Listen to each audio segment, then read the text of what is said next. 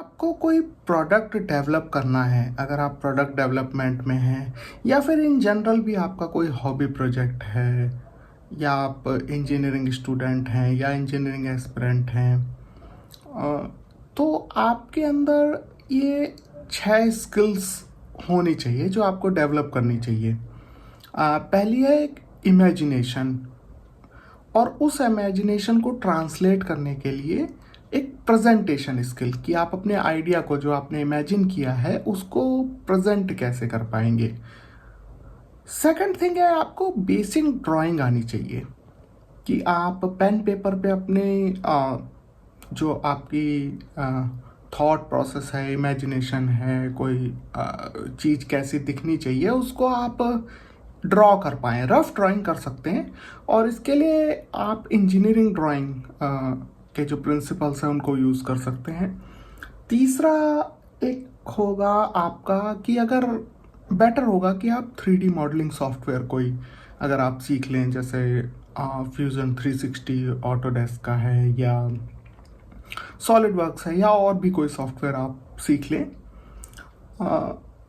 चौथी स्किल जो चाहिए होगी वो एक होगी बेसिक प्रोटोटाइपिंग स्किल्स, जैसे कि आपको कागज़ के प्रोटोटाइप कार्डबोर्ड से बना सकते हैं सिंपल मटेरियल से।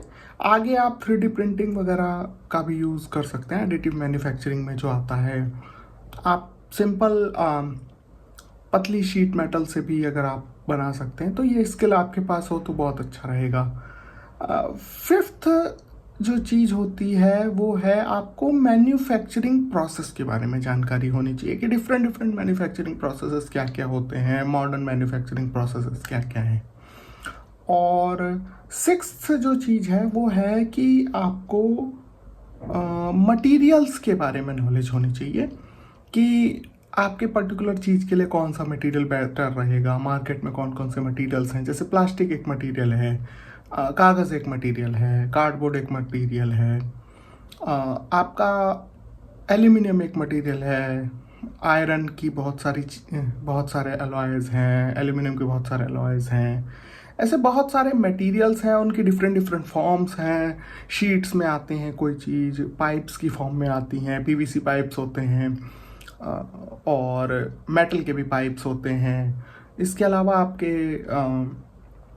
एंगल्स की फॉर्म में आते हैं। ऐसे कई मल्टीपल फॉर्म्स में मटेरियल्स जो हैं वो अवेलेबल होते हैं। तो ये 6 चीज़ें जो बेसिक्स हैं यहाँ से आप स्टार्ट कर सकते हैं। आगे मैं डिटेल में और भी इनको डिस्कस करूँगा कि एक एक स्किल को कैसे डेवलप करना है, इंटीग्रेटेड वे में कैसे करना है और फन वे में कैसे करना है। अगर अलग अलग सीखने जाएंगे, खाली स्किल सीखेंगे तो वो बोरिंग हो सकता है। तो फन वे में कैसे सीखना है वो अगले वीडियो में हम डिस्कस करेंगे या आगे डिस्कस करेंगे। Thank you.